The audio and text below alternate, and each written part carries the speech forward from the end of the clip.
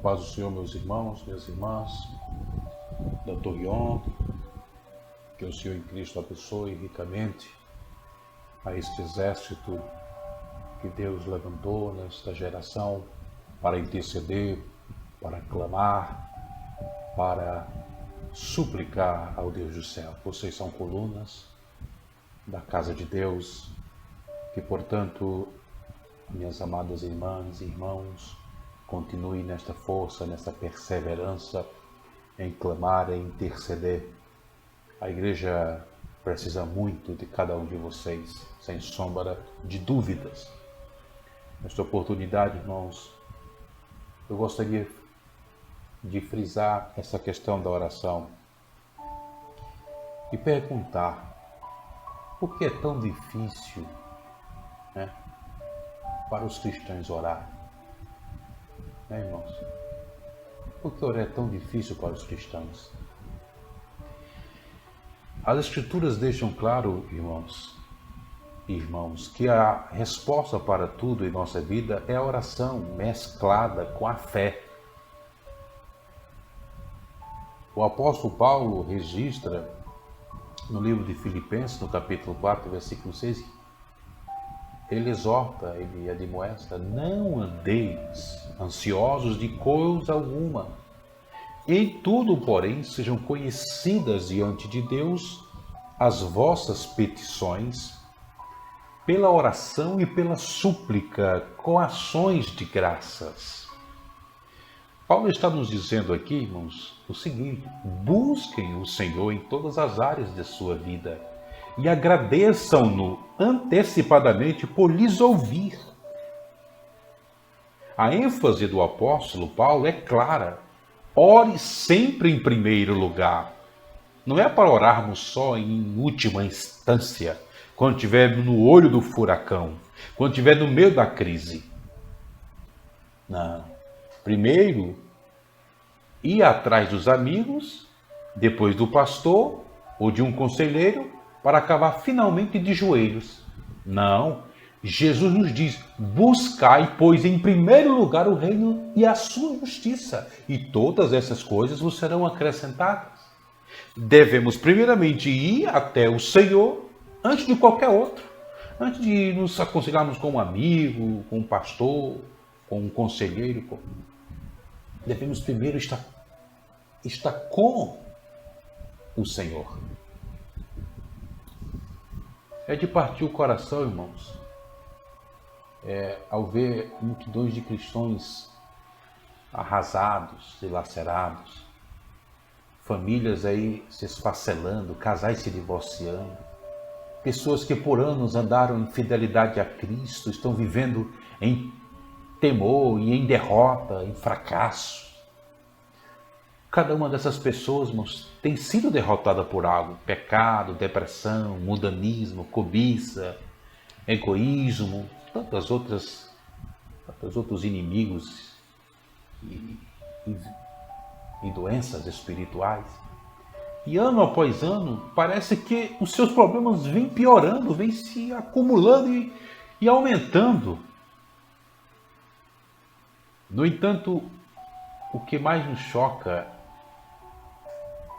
é que poucos desses cristãos chegam a mencionar a oração diante das suas lutas, diante de suas calamidades, de suas tribulações.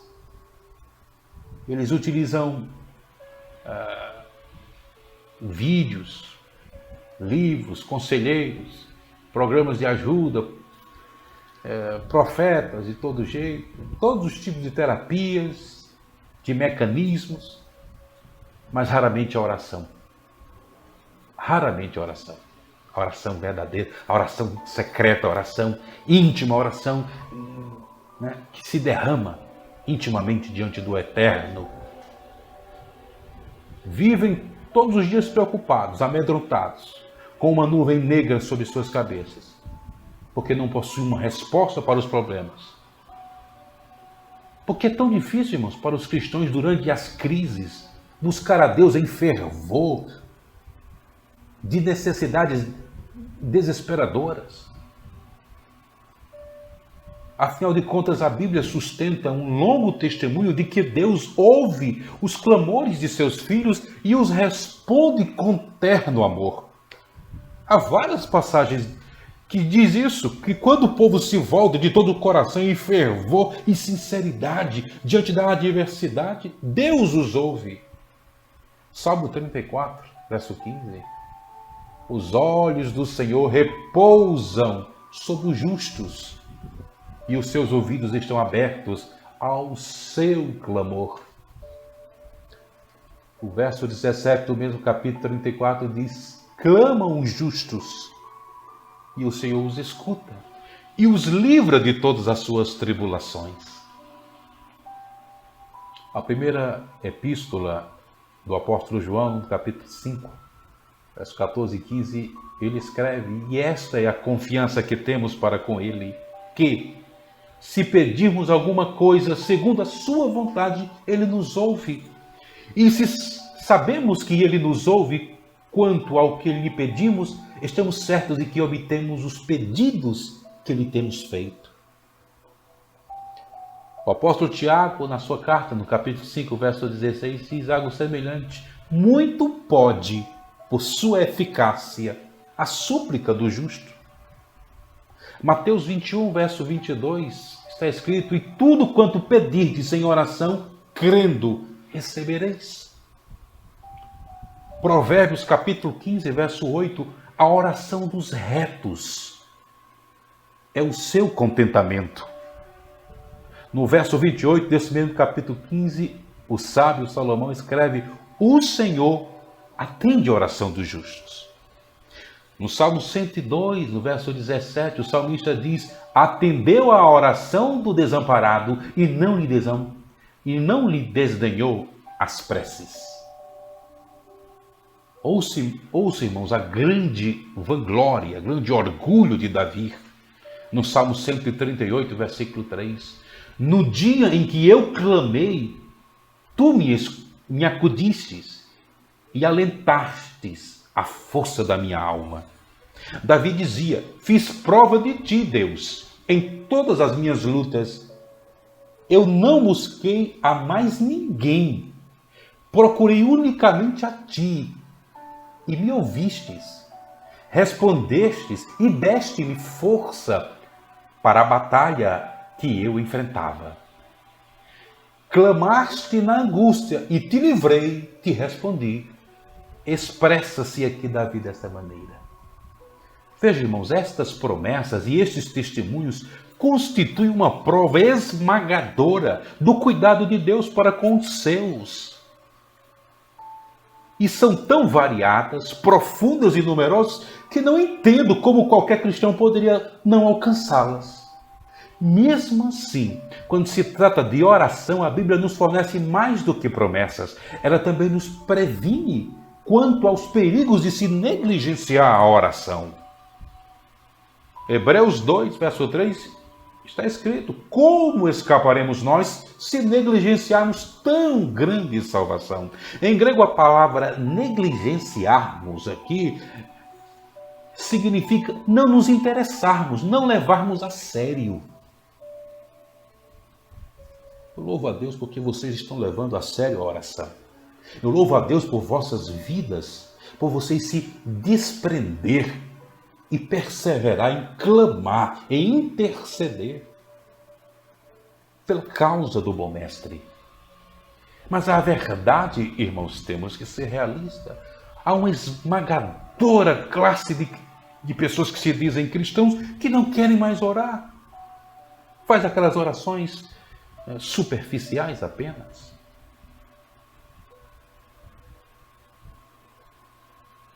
Veja, irmãos, o contexto deste versículo de Hebreus 2 e 3 é uma discussão das coisas relacionadas à nossa salvação. E a oração é obviamente uma delas que está incluído na nossa salvação. Deus está nos perguntando: como você espera escapar da ruína e da devastação nos tempos tenebrosos que se aproximam e que nós já enfrentamos, estamos enfrentando nesse momento? Se não aprendeu a manter a comunhão comigo em oração, como você conhecerá e reconhecerá a minha voz naquele dia, se não aprendeu a ouvi-la em seu quarto secreto?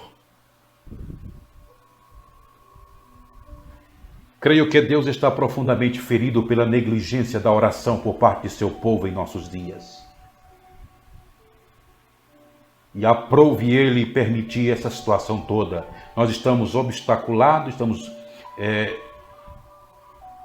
proibidos por lei, por decreto dos homens, de nos ajuntarmos em coinonia, em comunhão na igreja, como fazíamos.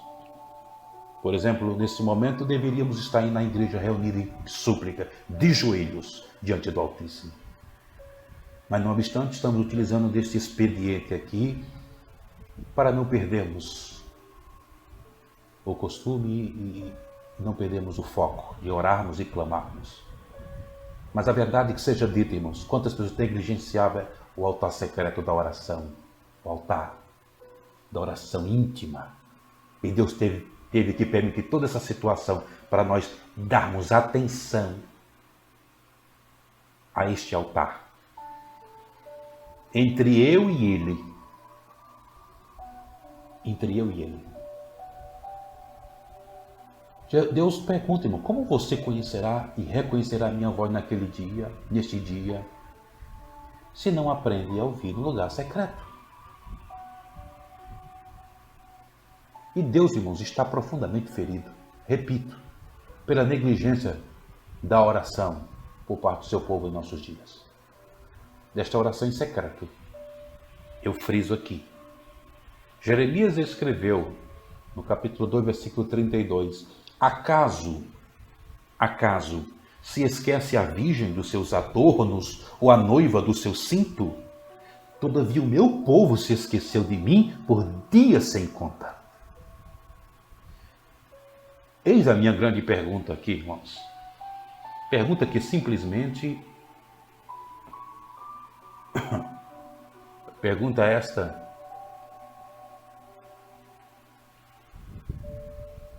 que tem que ser feita diante de uma situação dessa. Uma pergunta que eu não consigo entender. Como pode o próprio povo de Deus, que está sob ataque constante do inferno, enfrentando problemas e tentações de todos os lados, de todas as horas, de todos os dias, passar semanas e semanas sem jamais buscá-lo profundamente e intensamente através da oração? E como podem professar que o amam e creem em suas promessas e contudo jamais se achegar ao seu coração através das súplicas íntimas? É uma pergunta que tem que ser feita, irmãos. Hebreus capítulo 10 contém uma promessa incrível. Diz que a porta de Deus está sempre aberta para nós, concedendo-nos acesso total ao Pai. Hebreus 10, versículo 19 e 22, que nós conhecemos. Tendo, pois, irmãos, intrepidez para entrar no Santo dos Santos, pelo sangue de Jesus, pelo novo e vivo caminho que Ele nos consagrou pelo véu, isto é, pela sua carne. E tendo grande sacerdote sobre a casa de Deus, aproximemo-nos com sincero coração, em plena certeza de fé, tendo o coração purificado de má consciência e lavado o corpo com água pura. Alguns versículos adiante, somos avisados de que o dia do Senhor se aproxima rapidamente. Não deixemos de congregar-nos, como é costume de alguns. Antes façamos admoestações, e tanto mais quanto vedes que o dia se aproxima. É o verso 25, desse capítulo 10. E Deus está dizendo aqui, agora mesmo, ao se aproximar o tempo da volta de Cristo, você necessita buscar a minha face. Chegou a hora de você se dirigir ao seu quarto em secreto e me conhecer. E se aprofundar na comunhão comigo.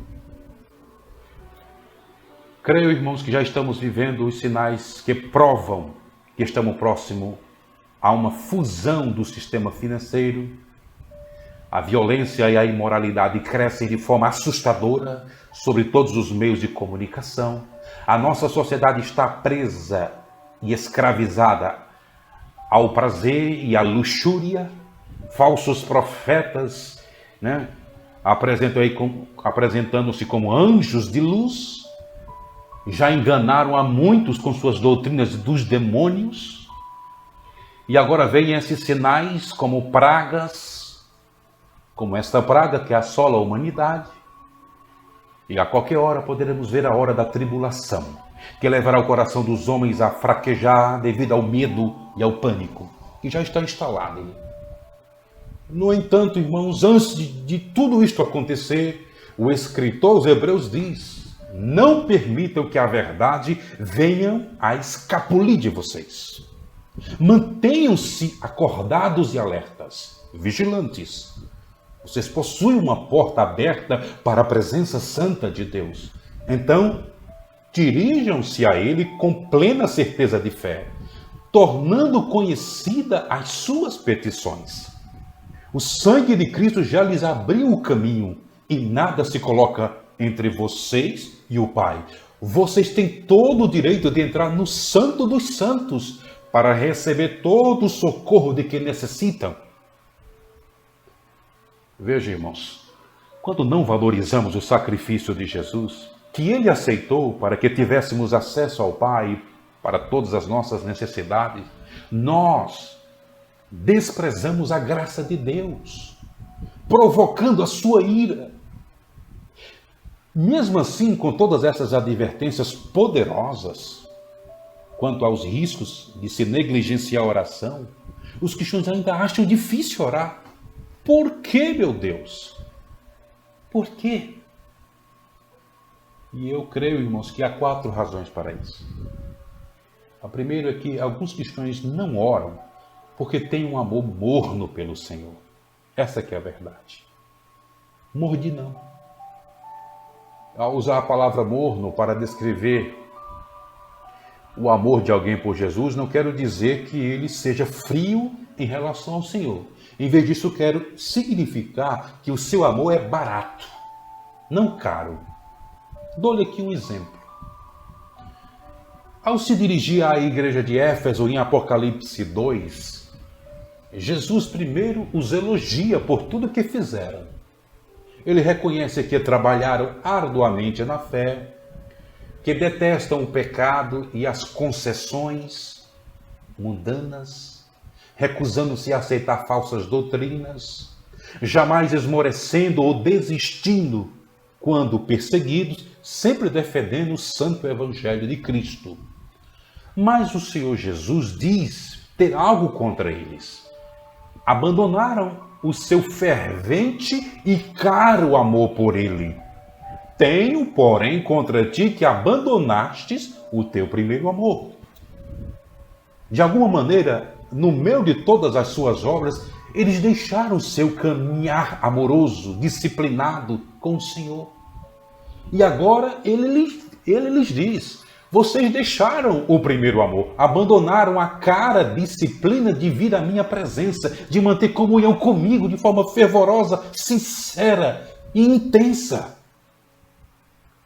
Note, por favor, meus irmãos, Jesus está falando aqui de crentes que começaram com um amor fervoroso por ele. Ele não está se dirigindo a cristãos mornos, frios, formais, superficiais, que nunca o amaram acima de tudo. Pelo contrário, está dizendo: é possível que uma pessoa que já teve um coração amoroso por mim permita que o seu zelo se torne morno? O servo devotado que anteriormente corria todos os dias para me buscar, para buscar minha face em seu quarto em secreto, agora raramente chega a orar, raramente chega a se derramar diante de mim. Pense o quanto isto deve insultar a Cristo, que é o nosso noivo, o nosso Senhor, o nosso remidor. Que tipo de casamento pode existir quando marido e mulher não possuem um período privativo de intimidade? E é bem a respeito disso que Jesus está falando aqui. Ele deseja momentos com você, só para Ele, para desfrutar de intimidade e de revelações e de crescimento que Ele quer nos dar. Você pode dizer que o ama, mas se jamais aparece para estar com Ele, prova que não. O ama em absoluto, não é verdade? Este tipo de comportamento jamais, irmãos, daria certo com um outro noivo. Se você dissesse à sua namorada, à sua esposa, ou ao seu marido, que a amava, que o amava, mas a visse só uma vez por semana, só o suficiente para dizer: olá, meu bem, eu te amo, agora tchau. Ela não iria tolerar isso. Ele não iria tolerar isso. Por que deveria Jesus, que se deu inteiro, completamente, deu a própria vida por você e para você, tolerar? Não importa a altura com que você louva o Senhor na igreja, o quanto diz que o ama, o quanto de lágrimas você derrama, você pode contribuir com generosidade, amar os outros, detestar o pecado, repreender os culpados, mas se o seu coração não está sendo permanentemente atraído para a presença de Cristo, você simplesmente não ama de fato.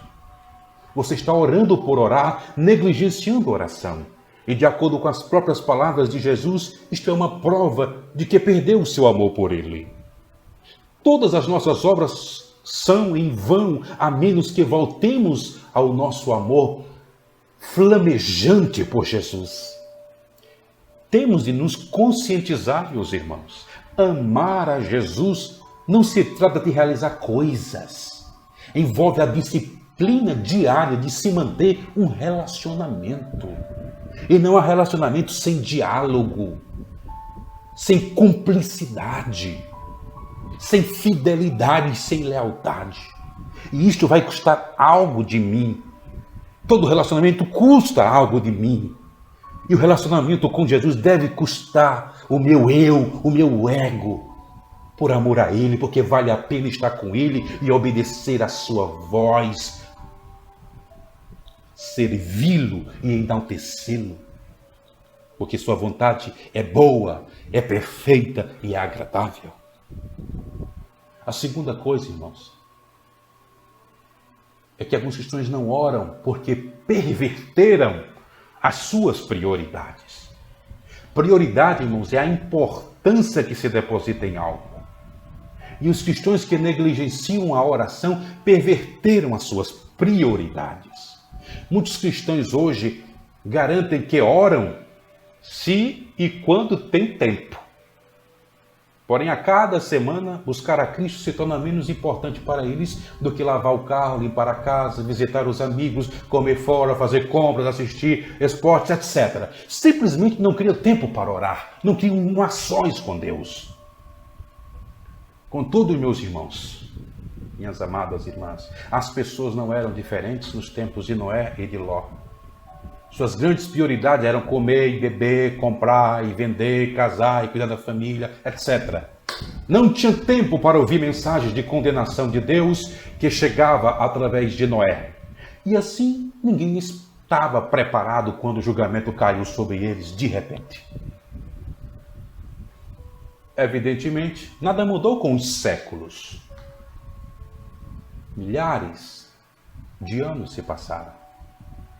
E continua a mesma coisa. Para a maioria dos brasileiros, Deus permanece no fundo da lista de prioridades. E no alto estão a sua renda, a segurança, o prazer, a família, as diversões. É claro, para muitos brasileiros, Deus nem participa da lista. Mas isso não magoa Deus tanto quanto a valorização que Ele recebe de seus próprios filhos. Hoje, irmãos, milhares de cristãos atravessam o país para receber a oração de algum ministro, profeta, ou evangelista, ou seja lá o que for. Esses crentes desejam sentir o toque de Deus e uma experiência estática de sua presença. Mas mesmo que consigam o que buscam, a experiência só dura um tempo curto. E, ironicamente, todo o tempo em que estão viajando e buscando o toque de Deus, Eles não gastam 5 minutos em oração pessoal e íntima. Amado, o Senhor não deseja as suas obras. Aqueles insignificantes pedacinhos de tempo quando você só tem um instante para mandar ao céu um breve pedido de oração, isso não é um sacrifício de oração, é uma oferenda capenga. É sacrifício de tolo. E ela polui o altar dele. Me desculpe. Na verdade, eu não vou desculpar, não, porque eu estou aqui sendo voz de Deus. Eu tenho que falar isso. O profeta Malaquias escreve em Malaquias 1:8: quando trazeis animal seco para sacrificardes, não é isso mal? E quando trazeis o coxo ou o enfermo, não é isso mal? Ora, apresenta-o ao teu governador. Acaso terá ele agradado em ti e te será favorável? Diz o Senhor dos Exércitos. Malaquias está dizendo com isso, irmãos. Vocês estão trazendo qualquer animal velho da criação para sacrificar na presença de Deus. Porém, essas oferendas são desleixadas, descorteses, de segunda mão. Experimente dar esse tipo de oferta para o seu governador, para uma autoridade da terra. Ele os lançará fora de sua presença. Irmãos, Deus esperava que o seu povo percorresse o seu rebanho cuidadosamente, examinando um por um dos animais para escolher o mais perfeito dentre eles para lhe sacrificar. E hoje igualmente, irmão, Deus espera o mesmo de nós. Ele não mudou, Ele não muda. Ele deseja o nosso tempo de qualidade, o tempo sem pressa ou correria. E devemos fazer deste tempo uma prioridade das nossas vidas. Porque não há vida sem oração. Não há igreja sem oração. Não há um testemunho eficaz, uma pregação poderosa sem a oração, irmãos. E esta oração começa no lugar secreto, nós sabemos disso. Mas por que é tão difícil? Aleluia. O fato é o seguinte, irmãos. Nenhum cristão vai separar tempo para a oração a menos que ela se torne sua prioridade, sua primeira prioridade na vida. Acima de tudo. Acima da família, da carreira, do lazer, de tudo. De outro modo, o seu sacrifício estará pervertido, estará corrompido. A terceira, irmãos, a terceira coisa, porque alguns cristãos não oram, porque aprenderam a viver sem oração. Muitos cristãos hoje acham que a única coisa que se requer deles é que vá à igreja, adorem, ouçam a pregação, resistam ao pecado, façam o melhor possível e tudo estará bem com eles. Este é o sacrifício que trazem para Deus. E acham que Ele se agrada disto. Irmãos, isso tudo aqui, irmãos, pode soar áspero. Mas creio que muitas pessoas têm ido até para a eternidade sem conhecer ao seu Senhor. Porque não se desprenderam a orar, a buscar a sua face. Deus nunca se aproximou deles, porque eles nunca chegaram perto dele. Temo, irmão, eu temo por todo cristão, eu me incluo nisso também, que aprendeu a viver confortavelmente sem vida diária de oração, que nunca teve uma comunhão crescente com o Senhor. Esses tipos de pessoas acabam estranhas para Ele e estarão entre aqueles que Cristo repreende no dia do juízo. Sim, meu irmão. Você realizou muitas obras, curou pessoas, realizou milagres, trouxe muitos para o meu reino, mas nunca lhe conheci. Afasta de mim, estranho. Como escaparemos da ira e do desprazer de Deus se negligenciarmos o seu grande dom da salvação? Como enfrentá-lo no dia do julgamento, quando os livros serão abertos para revelar que não gastamos nenhum tempo com Ele, ou pouco tempo? Podemos responder: Senhor, compreendo que arranjei muito pouco tempo para Ti, gastei-o todo para mim mesmo, para minha família, minha carreira, meus desejos, mas agora estou disposto a gastar a eternidade para Te conhecer. Você acha que Ele aceitará isso, irmão? Não, querido, nunca. O fato é que se pode passar uma vida toda sem oração. Em verdade, sei de alguns, até líderes né, aí de sucesso, que aprenderam a ministrar totalmente sem oração, sem sacrifício pessoal. Pode até trazer entretenimento, contar grandes histórias e fazer rir a multidão, mas não consegue trazer convicção a alguém, ou transformação, ou levá-lo a buscar a face de Deus, porque inspiração, iluminação e revelação vem através da oração somente. Depois de um certo tempo, estes homens chegam a um profundo desespero. Por quê? Porque eles tornaram-se mais e mais dependentes do braço da carne em vez do Senhor. E as suas vidas se tornam cheias de confusão de todos os lados. Pregadores, mensageiros sem oração constituem pregadores sem poder, sem eficácia. Igualmente, cristãos sem oração são ocos na fé, alvos fáceis para os falsos mestres, rapidamente desviáveis do evangelho verdadeiro e autêntico. Tais cristãos estão sempre aprendendo, mas nunca alcançando a maturidade. E por fim, meus irmãos, alguns cristãos não oram porque não creem que Deus ouça as suas preces. Que coisa triste. Com o tempo, muitos crentes se tornam desencorajados devido a preces não respondidas e, finalmente, simplesmente desistem. Pensam, bom, talvez eu tenha falta de fé. O que eu sei é que para mim a oração não funciona. E por que eu haveria de orar se não funciona? Os israelitas no tempo de Isaías tinham a mesma atitude, a mesma mentalidade. E Isaías escreveu no capítulo 58, me procuram dia a dia, têm prazer em saber os meus caminhos, como o povo que pratica a justiça. Perguntam-me, tem prazer em se achegar a Deus, dizendo, por que jejuamos nós? E tu não atentas para isto? Porque afligimos a nossa alma e tu não o levas em conta.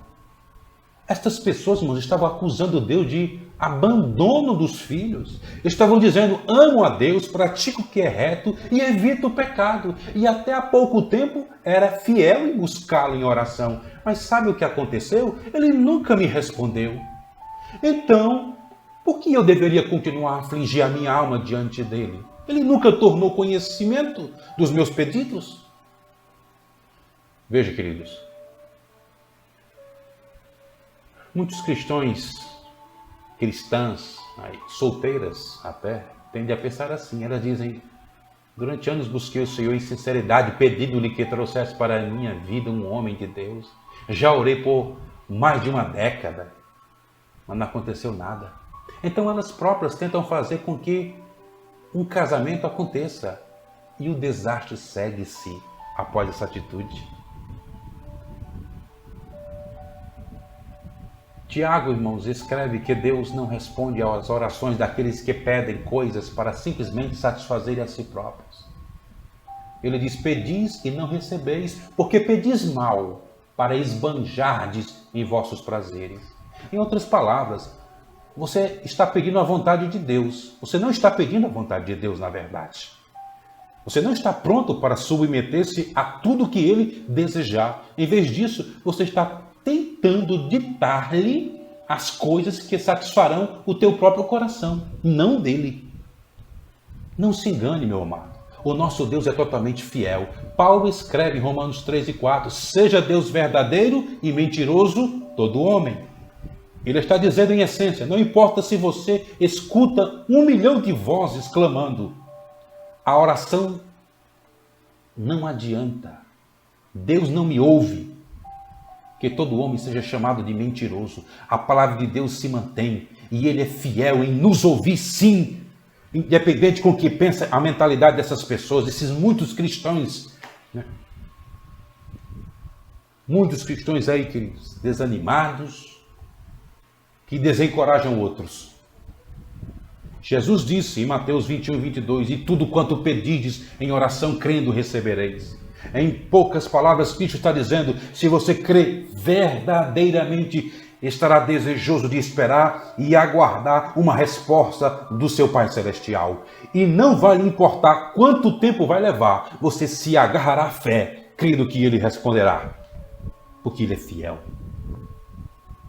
Se Deus está trazendo uma oração sua em particular, pode ter certeza de que Ele está testando a sua fé. Ele deseja que você creia nele quando ele aparenta estar em silêncio. Ele testa para ver se você diz, eu desisto. Ele não responde. No final das contas, ele deseja que sua fé se desenvolva tão pura como o ouro, de maneira que você estará equipado para receber muitas respostas, suas e para os outros. Em nome de Jesus. Em nome de Jesus. Como é grande a sua bondade, irmãos, diz o salmista. Como é grande a tua bondade, que reservastes aos que te temem, da qual usas perante os filhos dos homens, para com os que em ti se refugiam. Porém, aos que buscam o Senhor, bem nenhum lhes faltará. Vá ao seu lugar secreto com regularidade, meu amado, minha amada, e busque-o de todo o seu coração. Eis a resposta que você deve dar para restaurar um casamento, a favor de membros da família não salvos, para toda necessidade de sua vida. As respostas dele podem não vir da noite para o dia, contudo Deus fará a obra no tempo dele e da maneira dele.